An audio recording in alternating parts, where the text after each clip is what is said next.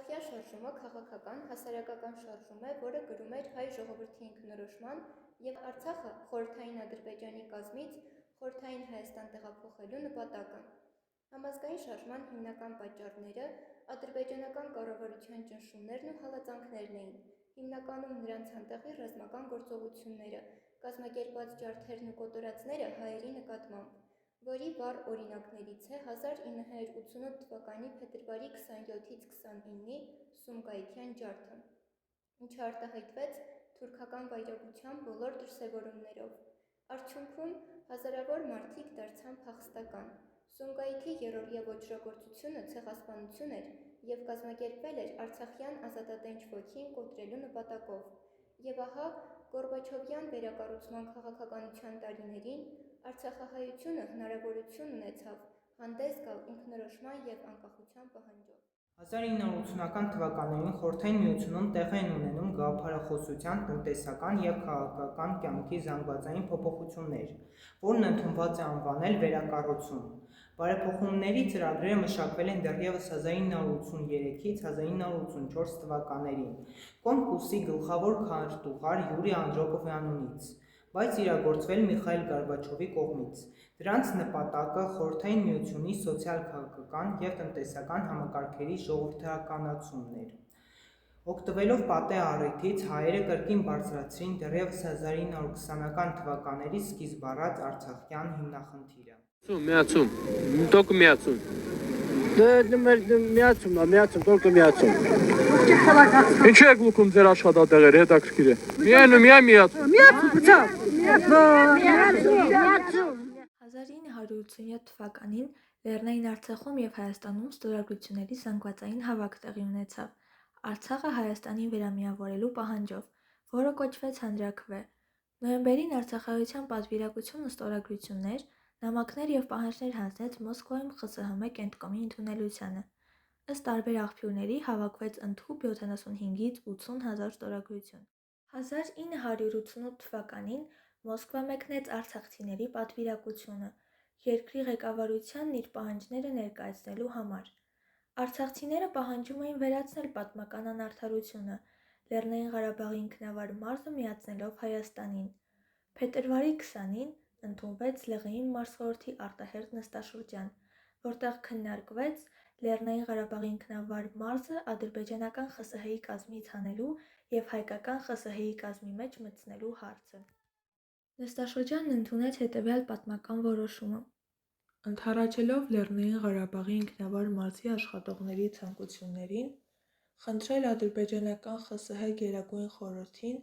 և հայկական ԽՍՀ Գերագույն խորհրդին ցուցաբերել Լեռնային Ղարաբաղի հայ բնակչության իղձերի խոր ըմբռնման զգացում և լուծել Լեռնային Ղարաբաղի ինքնավար մարզը ադրբեջանական ԽՍՀ կազմից հայկական ԽՍՀ կազմ տեղափոխելու մասին հարցը։ Միաժամանակ ԽՍՀ Միության Գերագույն խորհրդի առաջ միջնորդել ԼՂԻՄ-ը ադրբեջանական ԽՍՀ կազմից հայկական ԽՍՀ կազմի մեջ անցնելու հարցի դրական լուծման մասին։ Այս որոշումը, որը տպագրվեց Սովետական Ղարաբաղ մարզային թերթում, մեծ ցնծությամբ ընդունվեց արցախահայության կողմից։ 1988 թվականի փետրվարի 22-ին Ղարաբաղյան շարժումը ղեկավարելու նպատակով ստեղծվեց Ղարաբաղ կոմիտեն, որի կազմում էին Լևոն Տեր-Պետրոսյանը, Վազգեն Մանուկյանը, Իգոր Մուրադյանը, Վանո Սիրադեղյանը և այլք։ Լեռնային Ղարաբաղում և Խորհրդային Հայաստանում բռնկված զանգվածային ցույցերն ու ելույթները անհանգստացրին երկրի ղեկավարությանը, որի արդյունքում փետրվարի 21-ին Հայության արդարացի շարժումը որակվեց ծայրահեղական։ Խորհրդային Միության ղեկավար Միխայիլ Գորբաչովը փետրվարի 26-ին դիմեց Ադրբեջանի և Հայաստանի աշխատավորներին, ժողովուրդներին, իսկական եղբայրության և միասնության կոչերով, խոստանալով Ադրբեջանում և Հայաստանում իրականացնել բարեփոխումներ։ Սակայն քանի որ հնարավոր չէ թշնամու հետ եղբայրական հարաբերությունների դրսևորումը, ըստի դրան հաջորդեց Սումգայիթյան ջարդը, որի արդյունքում Լեռնային Ղարաբաղում իրավիճակը խիստ սրվեց։ Մոսկվան վարում էր երկդիմի քաղաքականություն, ուստի հայ ժողովրդի բարձրացած արդար պահանջը մերժվեց։ 1988 թվականի հուլիսի 18-ին Մոսկվայում Խորհրդային Միության Գերագույն խորհրդի նախագահության նիստը քննարկեց Լեռնային Ղարաբաղի վերաբերյալ Խորհրդային Հայաստանի և Խորհրդային Ադրբեջանի գերագույն խորհուրդների որոշումների մասին հարցը, իսկ Հենրիխ Պողոսյանը ներկայացավ հայտարարությամբ. Լեռնային Ղարաբաղը մշտապես բնակեցված է եղել հայերով, և նրանց հայրենիքի մի հատվածն է, որը Ստալինի մեղքով հայտնվելով Ադրբեջանի կազմում 65 տարի շարունակ ենթարկվել է ստորացման, վիրավորանքների ու ամեն տեսակի ճնշումների։ Լեռնային Ղարաբաղի ճակատագիրը կարող են լուծել միայն Լեռնային Ղարաբաղի բնակիչները։ Ստեղծված իրավիճակի միակ ճշմարիտ լուծումը կարող է լինել Լեռնային Ղարաբաղի դուրսբերումը Ադրբեջանի կազմից։ Ղարաբաղ կոմիտեն վերանվանվեց Ղարաբաղյան շարժման Հայաստանի կոմիտե, որը հետագայում վերակազմավորվեց Հայոց համազգային շարժման, որի հիմնական նպատակը Լեռնային Ղարաբաղի միացումն էր Հայաստանին։ Ստեփանակերտում չէին դադարում հանրահավաքները։ Արցախի վիճակը ծանրանում էր նրանով, որ օրեցօր ավելանում էր Ադրբեջանից մազապուրծ հայ փախստականների թիվը,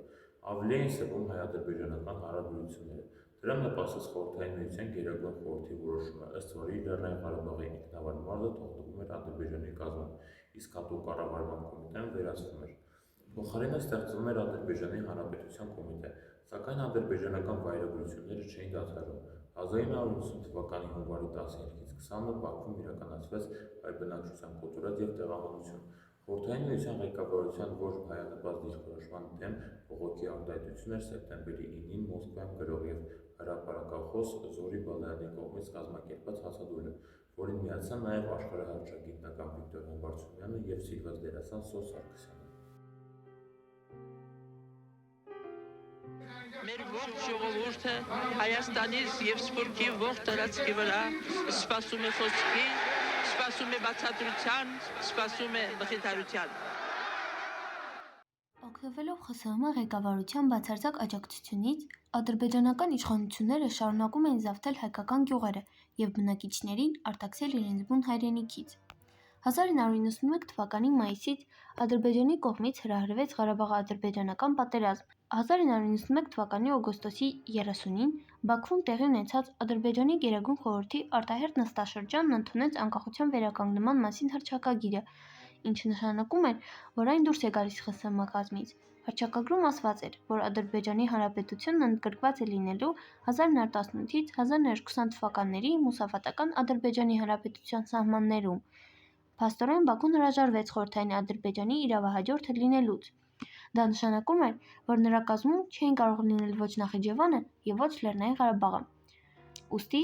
1991 թվականի սեպտեմբերի 2-ին Ստեփանակերտում ընդունվեց հռչակագիր Լեռնային Ղարաբաղի Հանրապետության հռչակման մասին։ Նախկին ԼՂՀՄ և Շահումյանի շրջանի տարածքում հռչակվեց անկախ հայկական պետություն՝ Լեռնային Ղարաբաղի Հանրապետությունը։ Նույն թվականի դեկտեմբերի 10-ին տեղի ունեցավ անկախության հանրաքվե, որը հաստատեց Լեռնային Ղարաբաղի անկախությունը։ Այսպիսով, Արցախյան շարժումն ավարտվեց արժանի ավարտով, թեև 1991-ից 94 թվականներին ծավալվեց պատերազմ Ադրբեջանի և Արցախի միջև, միևնույն է, այն ավարտվեց հայերի հաղթանակով, և Արցախյան շարժումն ինքնին հնարավոր դարձրեց Արցախի անկախության հռչակմանը։